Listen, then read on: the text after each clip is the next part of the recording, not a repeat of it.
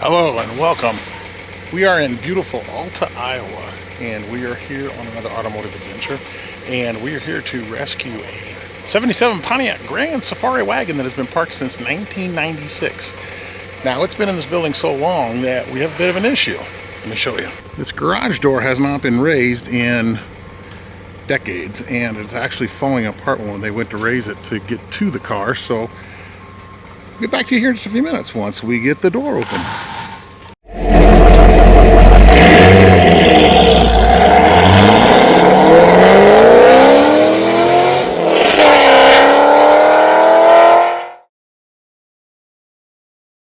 Hello, Jim here, or as many of you have come to know me as the Inevitable Jim, as you've probably seen me on some of the pole barn garage videos on YouTube with my good friend Dalton. I want to take a few minutes here and explain why am I doing this channel. It really kind of stems from Dalton, so yeah, I'll blame him, but here's the thing.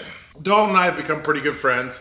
When I met Dalton, I've always told him, I said, man, you are who I was 25 years ago. You know, I was in my garage, making do with what I had, and I did that all the time. My friends called me the MacGyver of the garage. You're who I was, so I understand him. So I guess that's kind of why we hit it off, and we've become really good friends. Don't worry, I'm still gonna be doing stuff with Dalton. We just have too much fun. But he kept saying, Jim, you ought to do your own channel. You're pretty good at this, you know? You ought to do your own thing. And I told him, man, I don't have the time. I don't know cameras. I don't know editing. I don't know all the computer stuff. And he says, no, you can learn it. He says, you know, I'm an idiot, and if I can do it. And I says, you know, I did all this, but that's back before, you know, you had the internet and YouTube and smartphones and everything that you have today. And, but he kept saying, no, you ought to do it, you ought to do it, you ought to do it. So I thought to myself, you know what? I think I will try, because what got me thinking about this is I ran into some folks down at Duct Tape Drags in Tucson. They were under the impression that Dalton and I were kind of like neighbors, like we lived fairly close to each other. The truth of the matter is Dalton lives down in the Kansas City area. I'm up in Cedar Rapids, Iowa area. That's 5 hours apart. It's a 5-hour drive to go to his place or my place, whichever. I'm doing enough of my own automotive adventures here in my own garage. I thought, you know what? Hey, maybe you guys would find it interesting. Because even though I've gotten older, I still do a lot of that same stuff. So I went ahead, I bought a camera, I downloaded some editing software. Bear with me. The video quality might not be the greatest at first. There may be, you know, I'm learning. I love survivor cars. That's my thing. I love finding those old cars that have been sitting forever and then getting them back on the road and giving them a second chance at life. And some of those that I do that with, I end up kind of liking, and they stay in my stable or stay in my collection. If they don't click with me and they stick around, then I strive to find them a new forever home, someone else to take it to the next level. I'm out here anyway, so Dalton convinced me, you might as well record it, share it with the world. So what can you expect to see here? I mean, obviously survivor cars, the 77 Pontiac Grand Safari Station Wagon, the video that you're watching now, obviously. Duke, the 63 Dodge D100 pickup truck that you saw the video on, probably on Pole Barn Garage. If you haven't, check it out. I still have Duke, and we're going to be doing a lot more with Duke. I've been doing stuff with Duke, so you're going to catch updates of Duke. We've just got a lot of stuff. I have projects everywhere. In the video on Pole Barn Garage of Duke, you saw Richie. You met Richie, a very good friend of mine, nice young man. Now, Richie lives here up in the Cedar Rapids, Iowa area, and so you'll see him coming in and out, because the first thing I said is, I'm not going to be able to do this by myself. I don't have the time. And so I said to Richie, I said, hey, I'm thinking about doing this. Do you want to help out and be in on it? He goes, I'm in 100%. So you're going to see Richie coming in and out on the videos a lot. You'll see my dog, Sandy. You caught a glimpse of her at the end of the D100 video.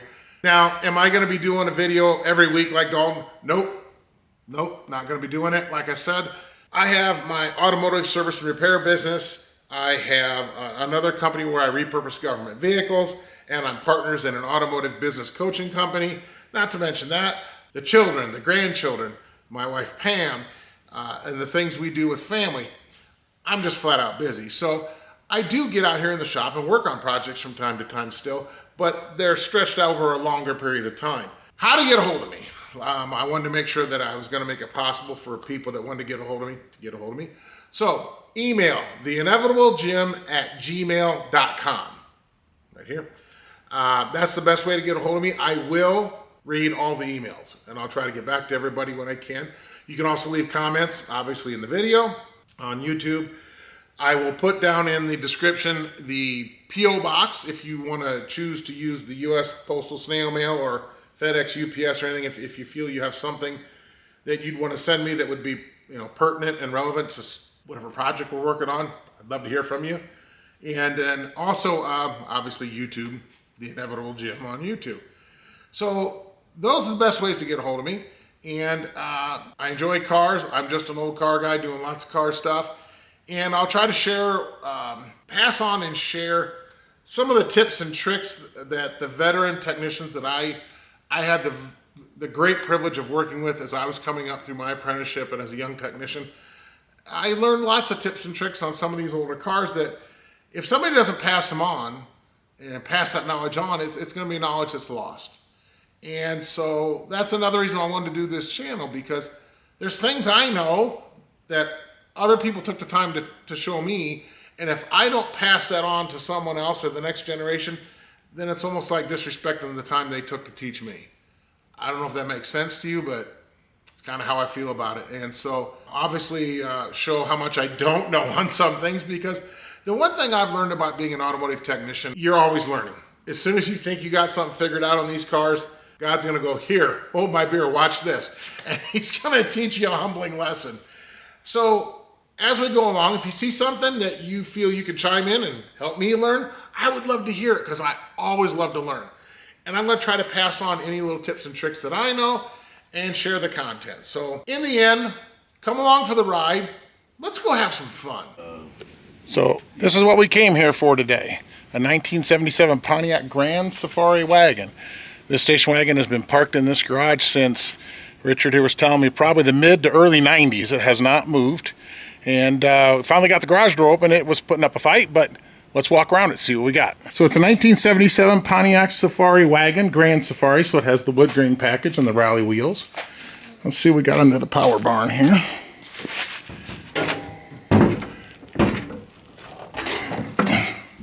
So this one came with the 301 cubic inch Pontiac V8 engine, air conditioning, power steering, power brakes, but it's a basic wagon in that it has manual windows, manual locks, which honestly I prefer.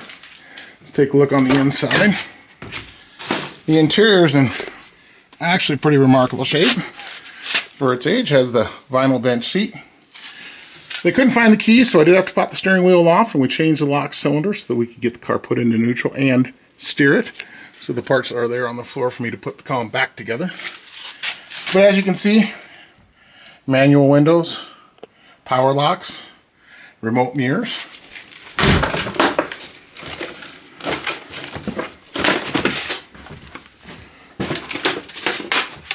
Let's see if we can climb in the rear here and have a look.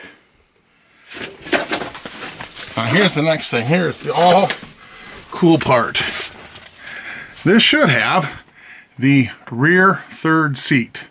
So once we get it home, we'll see what we got going on there. But this car has been in here for decades. So parts of these that usually deteriorate dramatically from sun is these plastic panels, and as you can see, they have been protected and are in amazing condition. I am so excited for this car and to get it home and bring it back to life. Well, you might notice that there's no sound because, as I mentioned in the intro, I'm just learning all this camera and editing and such. Brand new camera, not familiar with them. So, a little spoiler alert, there is a button that you can hit on the camera rather easily, as it turns out, and switch your recording speed to slow motion. So the car loading that you're seeing here right now, when Richard and I loaded the car up onto the trailer to take it home, was recorded in slow motion, as is the next scene that's switching to now. Here I'm pressure washing all the first layer of barn dust and dirt off of the car, and so I could show it to you guys with it dusted off. I actually had the camera rolling and I thought I was doing it in regular time, but I wasn't. So as I mentioned, this was all recorded in slow motion. Now with the video editing software, I did learn, which is great, that you can speed it up to almost 20 times the recorded speed. So you're actually seeing fast motion, slow motion turned into fast motion, so that we could get through it. Here I'm power washing it off. I slowed it back down to more normal speed so you can see all the dirt and such coming out of the wheels and kind of get an idea of what it really looked like speed-wise. I did learn that in the editing software. Pretty cool tools, so I'm getting better at that. Eventually, I did get the car rinsed off and got most of the dirt washed off the trailer, and we got it unloaded and got it into the garage and started working on it. But I wanted to explain why there was no sound in, so this is where I learned to actually do a voiceover as well. So I learned two birds with one stone. As I mentioned, please bear with me. I'll get better at this. So here in just a few seconds, it's going to switch back to sounded recording. Enjoy.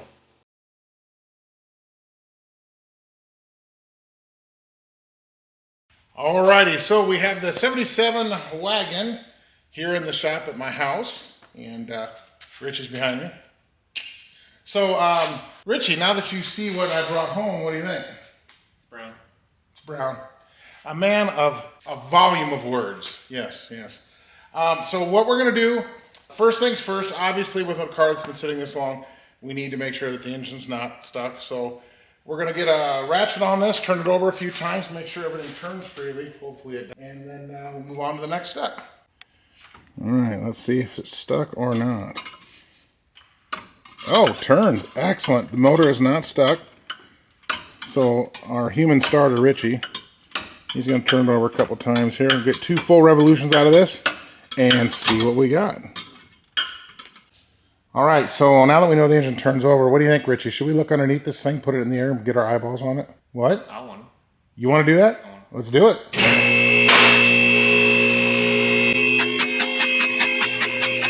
All righty, we got her up in the air, and honestly, doesn't look too bad, does it, Richie? It's dirty. Yeah. But let's see how the floor's looking such in here. Bring the light back here and we'll take a look.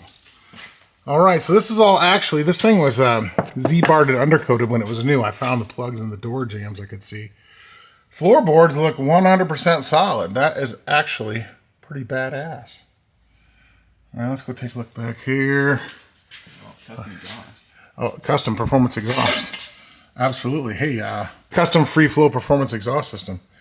Check out those shocks. You see how it's got a spiral on the body? Those are original. That's the only way you'd see those original. Those have never been changed. What do you think? Posi or open rear end? Open all the way. All right, spin the wheel. Let's see what we got. Oh yeah. Let me hold the drive shaft. Oh yeah. One spins one way, the other one spins backwards. So what's cool about the fact that the wheels spin? Brakes aren't stuck. Absolutely. And think about it, 40 years. 40 years and they aren't stuck.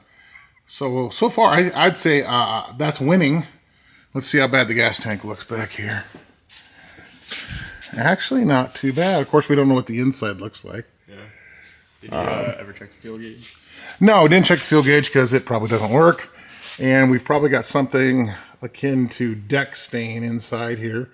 Because I did take the gas cap off and take a whiff. Here's something that's actually pretty cool, though. Check this out, Richie. The spare tire well, these are notorious for rusting out and being gone. And this one's absolutely solid. It has a little dent in it, but spare tire well's good. So, honestly, nice solid car. So, what's that? So the brake lines don't look too bad back here. They're not new, but they don't look too bad. But yeah, even the fuel lines here. Yeah, they're dusty and dirty, but look at the fuel lines right above here. Get the light up there.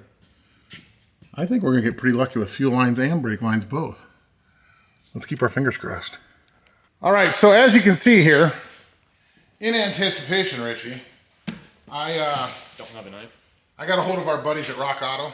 I call them buddies just because I can shop after hours. 2 in the morning, I can order car parts. I got a hold of Rock Auto and was perusing through the list. In anticipation, I went ahead and ordered a few things. Shall we unbox and see what we have that we may or may not need? Where's the battery? The battery's on the way. Pam went to pick up the battery. Because, yes, I forgot the battery. You gonna keep rubbing that in? Yeah. Okay, just checking. All right. Got a pocket knife? Screwdriver. All right, so I have Richie's pocket knife. Let's see. So we ordered from Rock Auto. And I went ahead and anticipated things that we may or may not need for a vehicle that's been sitting for 4 years. So we have... Oh yeah, we'll definitely need this. Master cylinder. No. Oh yeah. We have one, there's one of the wheel cylinders. Oh yes, rock auto magnet, gotta have that. Those go on the wall. One of the brake hoses. That would probably be in the rear, we'll find out. All right, next. If you notice, we put a blanket on the hood here. You know something that irks me, Richie? Is when you see people, even on those Survivor cars and stuff you're getting revived, they'll just throw stuff right up on the fenders or the hoods and stuff. It's like, I know you haven't cleaned it yet, but take care of the surface. I always think you want to put a blanket or something down. Maybe it's just... It does look like we're actually going to have some paint to work with, which is going to be nice. We have upper radiator hose, lower radiator hose, all of the belts, brake shoes, brake pads, because this is disc front, drum rear. Oh, okay. I almost got upset. I didn't think my rock auto magnet was in here. Where'd the other one go? You put it on the car? Okay. We have a collection of them on the door over there. Wheel cylinder and they claim this is the oil filter. That looks just a touch small. Yeah. So we'll have to get a different one of those.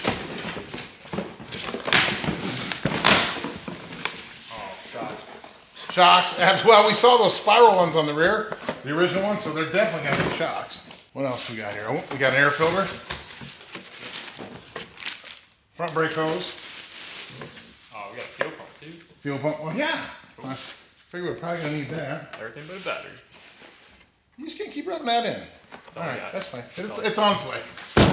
Okay. No rock auto magnet. No battery. Just gonna keep rubbing that in. No magnet. You got. Oh, I got gypped. Okay. I did find out that they don't come in every rock auto box guaranteed. I mean, I feel like if you spend this much, though, you should get your damn magnet. And here's the thing: it really wasn't that expensive. All these parts from Rock Auto was less than $300. Yeah, I still should have got a magnet for $300. But I ain't bad. I'm with you on that one. We got a box left, Richie. The cool thing is, since Richie came over, we're gonna watch Richie install all of these parts while I film, right?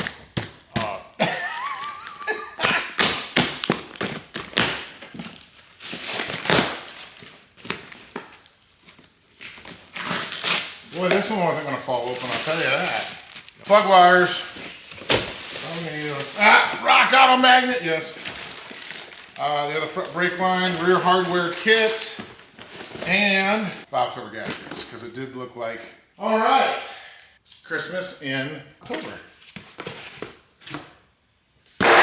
So where should we start? Do you think we should probably pull the spark plugs out?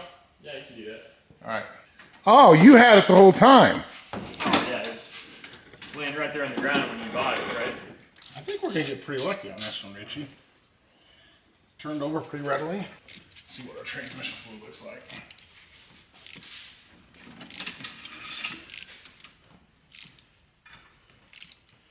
It's not red, but it's not black. It's kind of a maroon. Does not smell burnt. That's good. And there's quite a bit in it. You know what I noticed, Richie? What do you get? That's amazing on this car? Looking all around it and when we were pushing it in and such, I see no real evidence anywhere of rodents. That's true. I don't see no mice nests. I don't see no mice poop. I don't see a lot of oil on the electrodes. There's some on the threads, but the just looks like it was running rich last time it ran. But none of them are, I'm not seeing any, first of all, I'm not seeing rust. So no moisture in the cylinders. And I'm not seeing oil, so that's good. So hopefully we're gonna get lucky.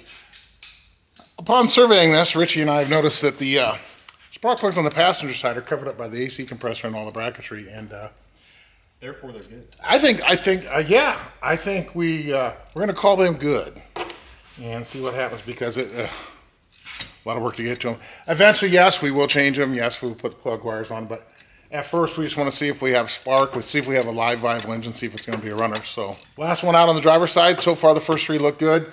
Little carbon depth, but no oil. That's good. All right, so we got some spark plugs out here. We're going to get them cleaned up. So we know the engine turns. I've checked the transmission fluid, coolant. We pulled the air cleaner off here to leave some vacuum lines hooked up because there's quite a... We're going to go ahead and take this fuel line off here at the carburetor, put a hose on it, we'll run it to a jug, Because if this does start, or even while we're cranking, if there's anything in that fuel tank, we don't want to suck it up into here at all. So let's, we'll get this pulled off the side here. We'll get a hose on this. We'll fill up the float bowl there, and I'm going to run these over to the wire wheel. We'll clean these up. The dipstick's clear in the back behind that valve cover. Let's check, see what it's got for oil, Richie. Well, it's right in the safe zone, right up to full. Woo! That's some old oil. Yeah. Take a whiff. Take a hit of that. Ooh, Yeah. yeah. Yes. Let's put that back in. It's actually not dirty, though. Yeah, it's not black. Now you can put the camera. All right. So we will be right back. All right. Richie has got those spark plugs back in and the plug wires on. We got a hose from the fuel line, from the fuel pump, into a gas can. I doubt there's anything in that tank, but if there is, if it pumps any crap up, if the pump even works, we don't want to get it in the carburetor, obviously. We're going to dump a little bit of fuel into the bowl. We've got the battery hooked up. But before we do that, let's see what works. Let's go turn the key on. All right, so we're in the car now, but never mind these parts on the hump here. So what I had to do is when we went to get the car, obviously we had an issue. They didn't have any keys, Richie. Ooh, dome light just popped on. They didn't have any keys, so I had to pop the steering wheel off, pull out the lock cylinder, put in a new lock cylinder, so the steering wheel was just set on there. It's awful loose, but we had to put the column back together. It was awfully dark in that garage, Richie, so I didn't bother putting it back together there. So we'll do that here. But first, let's turn the key and see what comes on. We already have a dome light. All right. We got activity there. I hear the blower motor. See if it speeds up. Even though it's off. Yeah, well, no. Oh, hey. All right, we got blower motorage. Do we have radio? Yeah. Oh, yes. All the bad tunings. All the bad tunings. What's in the glove box? Drugs. Drugs? Oh, no drugs. Oh, no. We got some miscellaneous pieces. Oh, the light works in the glove box. And we got a McDonald's straw.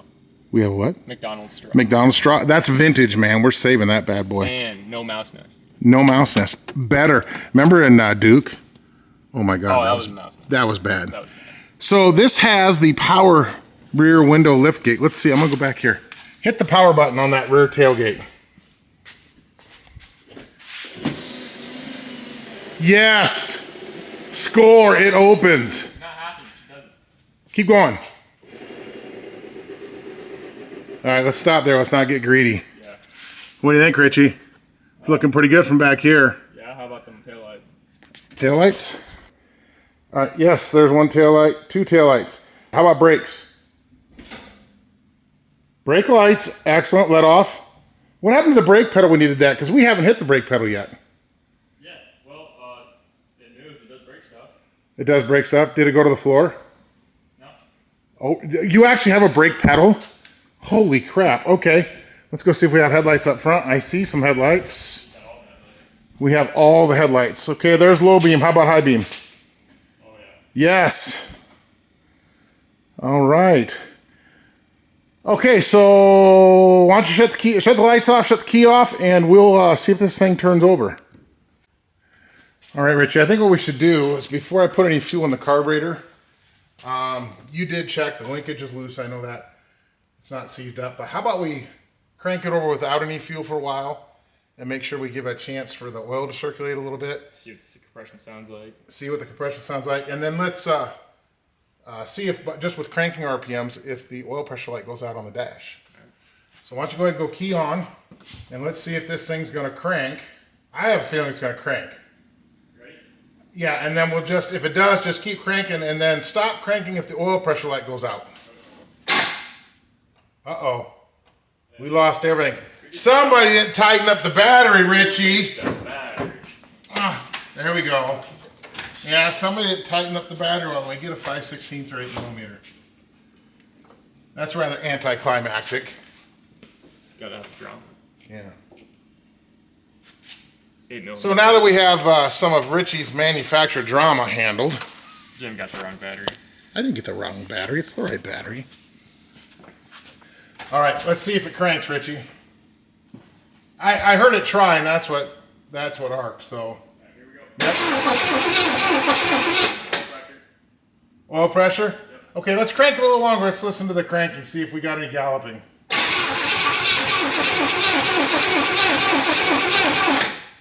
I tell you what, you can hear a little bit, but it sounds pretty even all the way across the board, doesn't it? Yeah, it might come out of that.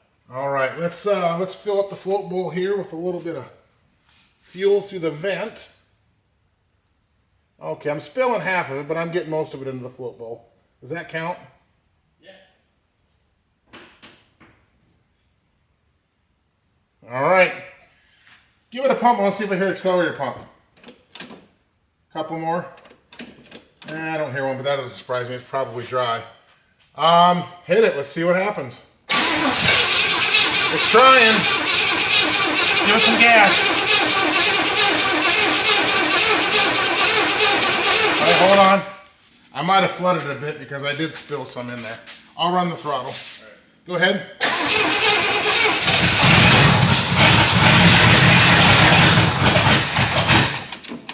It ran. All right, let's hit it again. I'm excited now. All right. All right, let's see if we can get it to run on idle. Go ahead.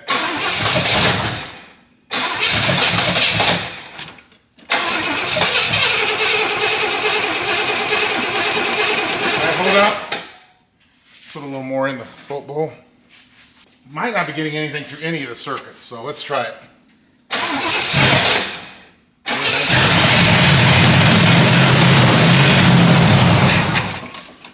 That was pretty acceptable.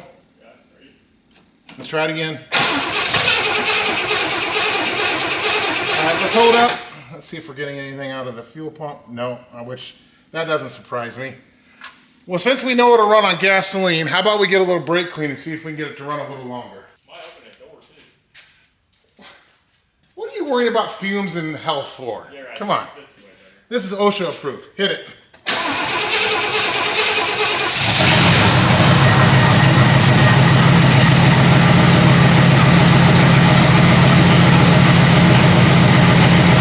That's pretty bad. Pretty badass. Listen to it.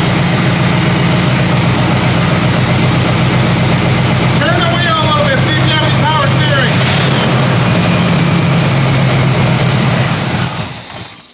All right, I lost the fuel source here. Try it again.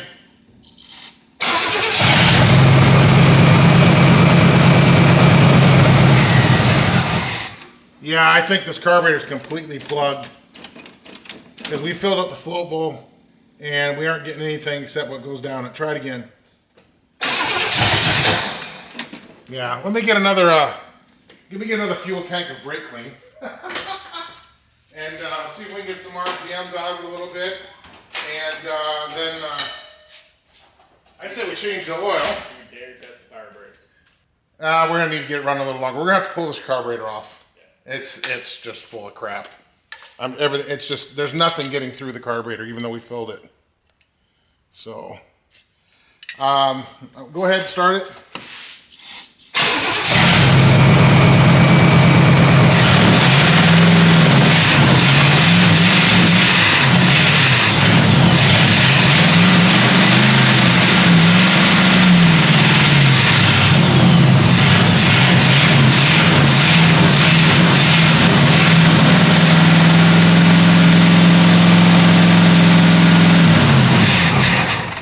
Yeah, there's nothing coming through that carburetor. And the needle and feed isn't going to mean anything because we filled up the bowl.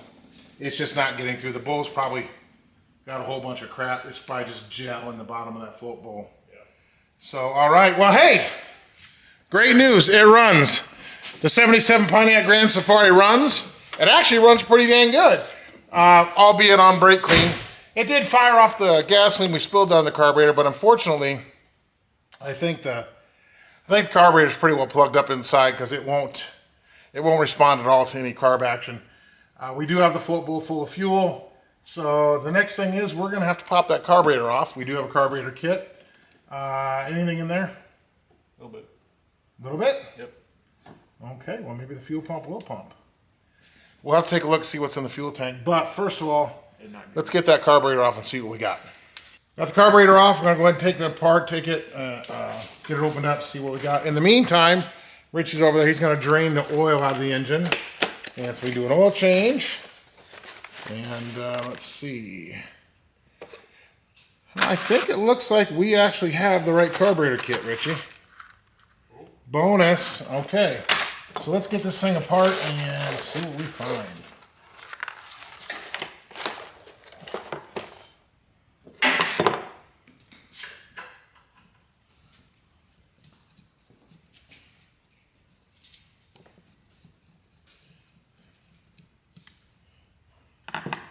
We'll back with you as soon as we get this opened up. Alrighty, we got the top of the carburetor off here, and oh yeah. Get up here so you can see. Inside here, we have nothing but mud down inside here. You can see there, I just wiped it through. We have to get in here, clean all these passages out, and get this put back together, get it on the car. Yeah, the jets are completely plugged. It's just a whole bunch of sediment in here. So we'll get this cleaned out and be back with you. All right, so I took the carburetor apart, and I didn't film a lot of it because honestly having to hold three things spring loaded to get it together. But if you look right over here, there's this silt, this fine powdered silt. It was just full of that in the carburetor, and it had all the passages plugged up. So got all the passages blown out. I didn't actually, clean the whole outsides of everything because we're just trying to get it to function and run. And but it was full of a lot of debris. So we're gonna get it back on the car here now and see how it runs. All right, so the carburetor's back on. Richie got that bolted on. We have a couple of the lines unhooked, but we've capped them to try to prevent a vacuum leak because we're gonna leave the air cleaner off when we start it. And we got. When we had it run a little bit earlier, it actually did pump some pretty foul stuff. What did you think that smelled like? Was it like rotten beer mixed with turpentine? Yeah. With a little hint of dog piss? Little hint, yeah. Just a little hint, okay. Well, it was pretty nasty. It actually pumped a little into that can. So the fuel pump's actually trying to pump. So we're going to try to utilize that. So we unhooked the line from the tank, ran it up here into a can. We've got about a 3/4 of a gallon of fresh fuel. We're going to fill up the carburetor bowl and hit the key, and we're going to see if this thing will idle. If this thing backfires, it's going to be exciting because we got gas everywhere. All right. I'm going to run the throttle. See if we can get a little accelerator pump action.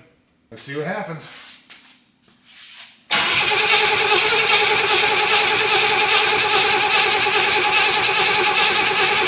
Hold up. Let's give it a little squirt. Go ahead. Hold up. The fuel pump's pumping. We got to tighten the fuel line. We forgot to do that. Where's the 5/8 wrench? The fuel pump is pumping. And the needle and seat is shutting it off because it started kicking back. Hit it. Hold up. We'll hold it wide open in case I flooded it. Okay.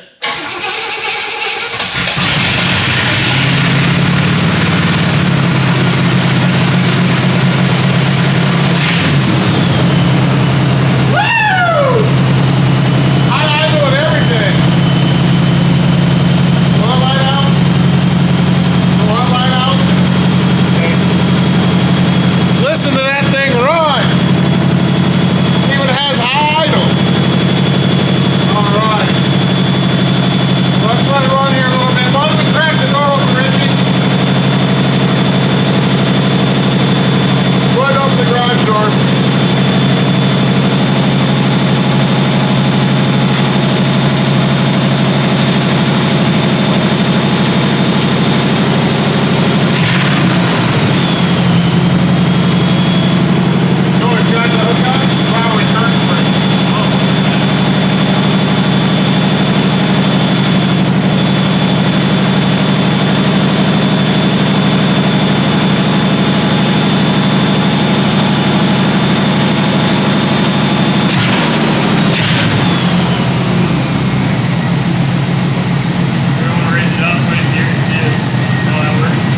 Let's see if we got gears.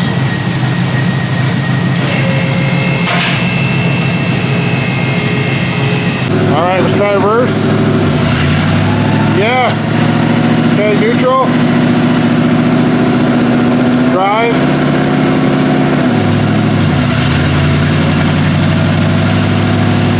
Accelerate a little bit. It actually shifted. All right, neutral. Hit the brake pedal. Are you kidding me? The brakes work? The brakes freaking work. They feel good too. Oh man. All right. Well, there you have it. The 77 Grand Safari Station Wagon runs. Richie, great job tonight. Thanks. Get over here in the camera. Richie worked hard with me tonight, and we got it running. So, what was your biggest surprise? Brakes work. The frickin' brakes work after 40 years. Now, no, we're not just going to leave them alone. We bought all new brake parts. We're going to redo the brakes properly. But so we're going to knock the wheels and tires off. We do have brand new tires for it. And but I think that's going to be it for tonight. We put in a good evening and got it running, heard it run again. And we ran it for a good, I don't know, 10 minutes. We ran till the thermostat opened and it circulated coolant. So we're going to take that as a win. That's it for today. Back soon. All right, well, welcome back. It's a few days later. And I kind of want to jump back in and give you an update. A couple days ago, I went ahead and I did bust the old wheels and tires off the Pontiac Grand Safari Wagon here because, well, they were junk. Obviously, the tires were junk. Got brand new tires, and show you them over here in a second. I wanted to get a look and assess the brakes and such and see what we got to get going here. So come on in here. I'll show you. Well, as you can see here, it's nice that the wheels the brakes weren't locked up. That was nice. The rotors actually, I mean, they got some surface rust, but there's no real deep grooves. These should be able to be refinished nicely. I'm going to reuse the rotors. I do have brand new brake pads and calipers if needed. Of course, I got all brand new brake hoses. These things are stiff and rock hard. Chances are they'll probably collapse on the inside as well. If not, they'll probably be an issue sooner than later. So we're going to get cracking on the front brakes here. Over here we do have brand new tires mounted up, of course, white walls. This car would be nothing without white walls. One of the wheels and tires was not with the car, wasn't on the car when I picked up the car. The spare tire was actually on the car because before they parked it, the wheel went flat, they had the spare on it, and they dug the other rally wheel out of the barn, and the tire had broken off the bead when it went flat, so the inside edge of the rim was really rusted and pitted bad. I'm not gonna be able to use that wheel, but I got a hold of a salvage yard specialized in smolder parts, and they're looking for a rally wheel for me, so I should be able to come up with one of them pretty soon and a center cap to go with it. So brand new wheels and tires, rally rims, and white walls. So we're gonna get going here. We're gonna get on the brakes. Let's take a look at the back here. We got the rear drum brakes here. We're gonna get these drums knocked off. In fact, I'm gonna see if we can't get this one off right now. All right, let's go ahead and see if we can get the rear brakes apart and see what we've got here.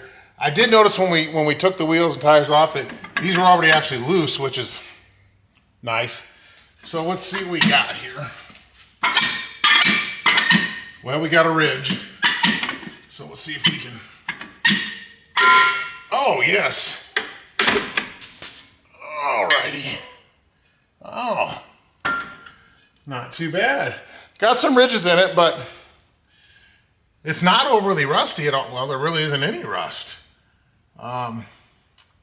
That's one thing that's puzzled me about this car. It's quite obvious that it sat for the time it sat, but it was on a farm. Zero evidence of mice or rodents, and things like this, all four wheels rotating. It's been a pleasant surprise. So let's see what we got in here. Obviously we have all brand new brake hardware, wheel cylinders and shoes in our parts piles. And yeah, these are somewhat delaminated and cracked. Yeah, they're starting to come off the backing plates. So obviously we're going to replace these. The hardware is inexpensive, it's cheap. We're going to change that. And of course, wheel cylinders. Okay, I want to go ahead and get these rotors popped off, and I'm going to send them down, take them down to O'Reilly's, get them turned. Okay, this is brake disassembly to get the drums and rotors off of the car to send them down for machining. You've probably seen this several times in many other videos. So here you get to see Turbo Jim in action, disassembling the brakes. This is going to be a good spot where I can get Dalton to teach me how to put music over this fast forward stuff. But anyway, enjoy. Okay. Well, we got the drums and rotors loaded up in the old beater truck here, so let's drop them off at O'Reilly's and get them turned. We're pretty fortunate enough, our local O'Reilly store does turn drums and rotors. If you don't have an O'Reilly's, there's usually like a muffler shop or somebody around that can do it.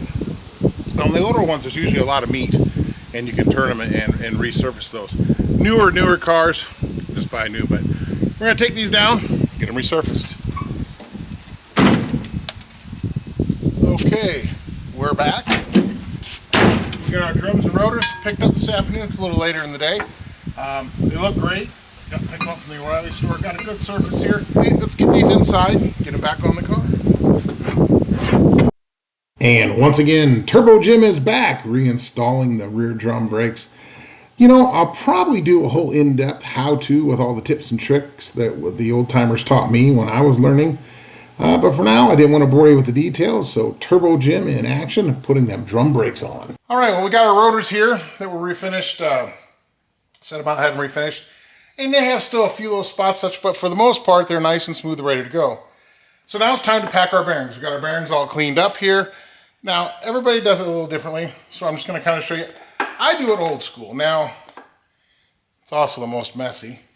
Just get you a big old glob, put it right in your hand, and you take the bearing this way, and you hook it right here on your thumb, finger, whatever, and you just kind of scoop it in there. And what you're doing is just going at the pile of grease just a little at a time, and then what you're waiting to see is, you're waiting to see it coming out of the race and the inner race and the outer cage. I don't know if you can see that very good, but that's what we're looking for. Get that all the way around, and you're good to go. I'll be right back after I get these all packed up. Okay, got the bearings packed up, and now I'm gonna wipe all the extra grease off your hands. So like I said, I do it the old school way, but it is also the most messy. All right, so we're gonna take our inner bearings, pop them in each rotor. Okay, and we need to get the grease seals again. Wipe more grease off your hands. Just work your way around.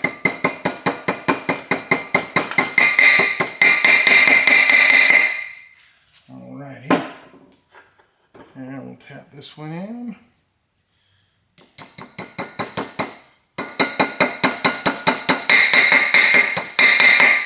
All right, now we're ready to take the rotor and put it up on the car and install the front disc brakes. All righty. Now once we got our rotor with the inner bearing all packed up and ready to go, we can slide it up here on the spindle. And you should feel it seat all the way back. Then you take your packed outer bearing, slide it in there just like that.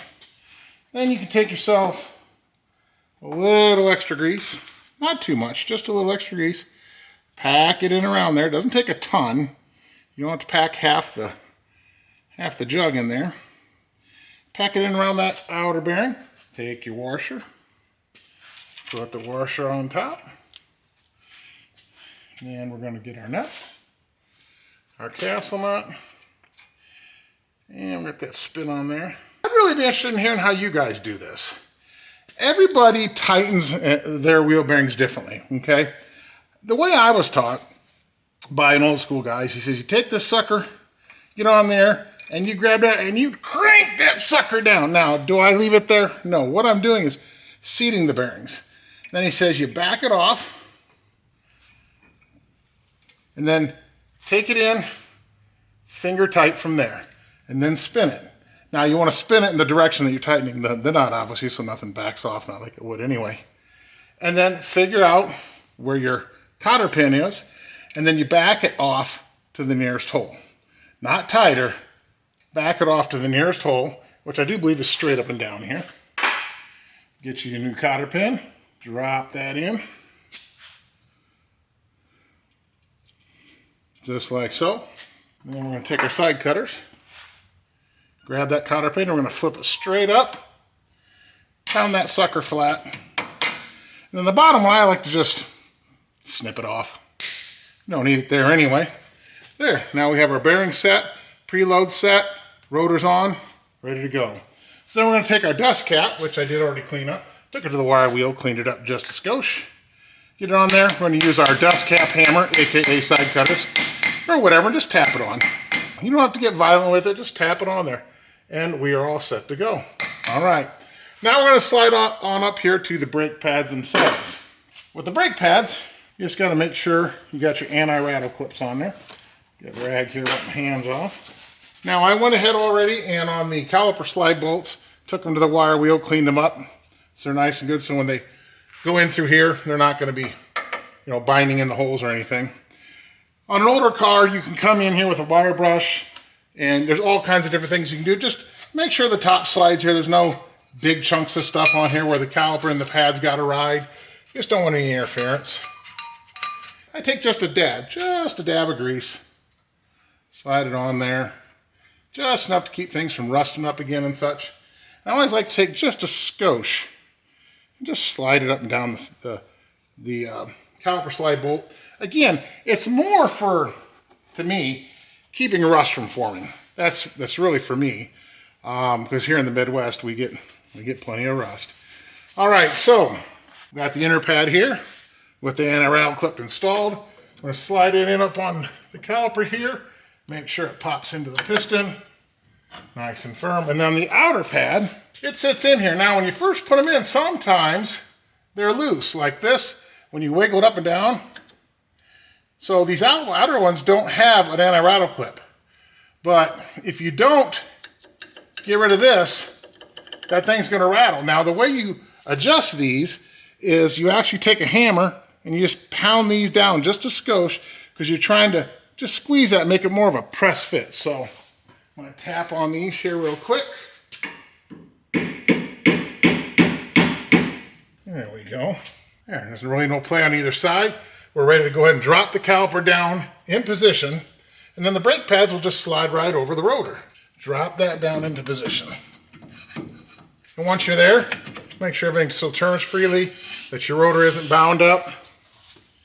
Take your caliper slide bolts, slide them in.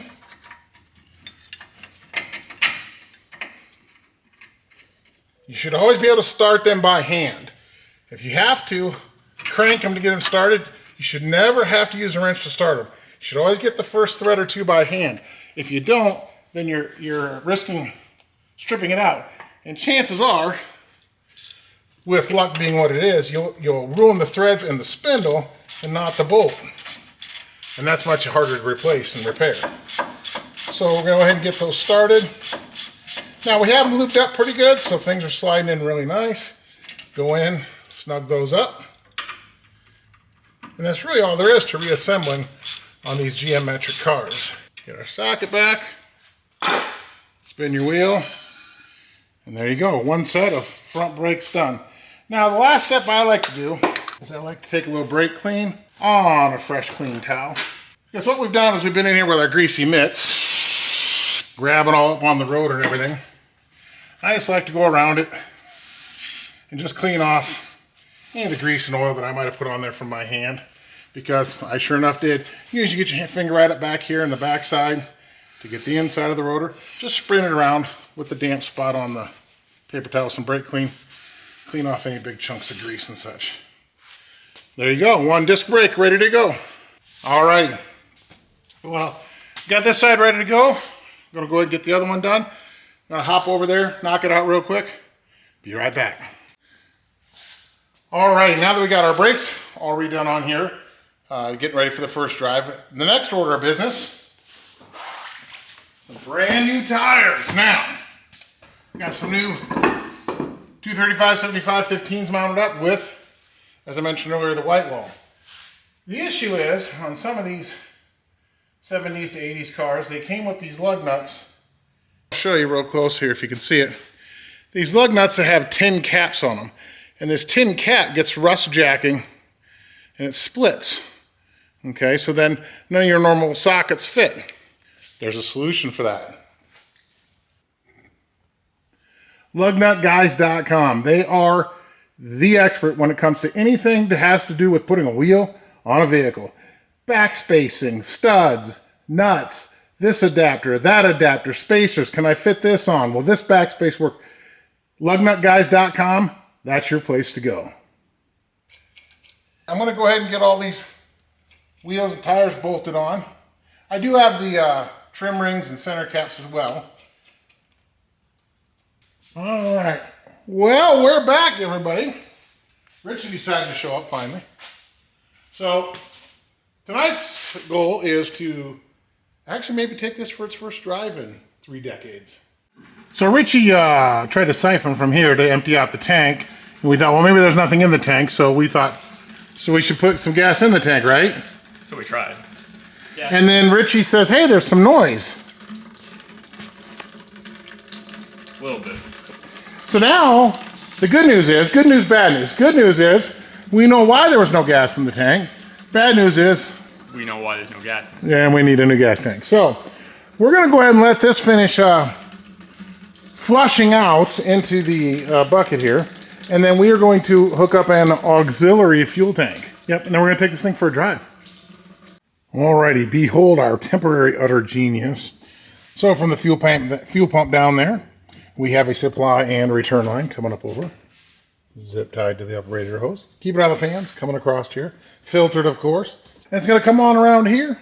I'm gonna pop it out the back side of the hood. And it's gonna come in the passenger window. So while we're driving, he is going to have the bomb between his legs. I am fuel strapped.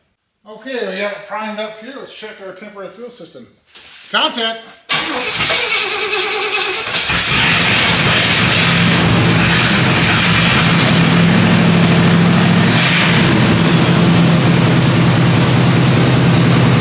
It is flowing well.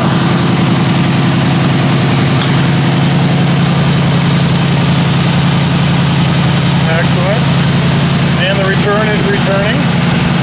So go check your lines in the tank, Richie. Make sure we don't have gas going everywhere. What do you think's next, Richie? What do you think we should do? Well, it's a car. Typically you drive them. So, drive them. Full send? Full send. Full send.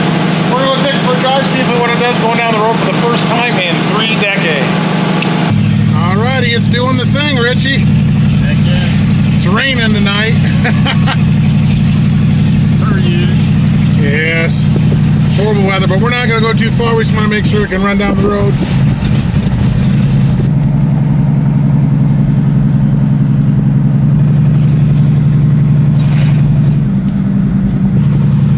Speedometer works. Windshield's filthy dirty. Yeah. Who's in charge of cleaning that? I don't know. Should be fired. I think you were in charge of cleaning it. Don't fire him. Don't fire him then? No, okay, we won't fire him then. No, it's not too loud for off exhaust. Yeah.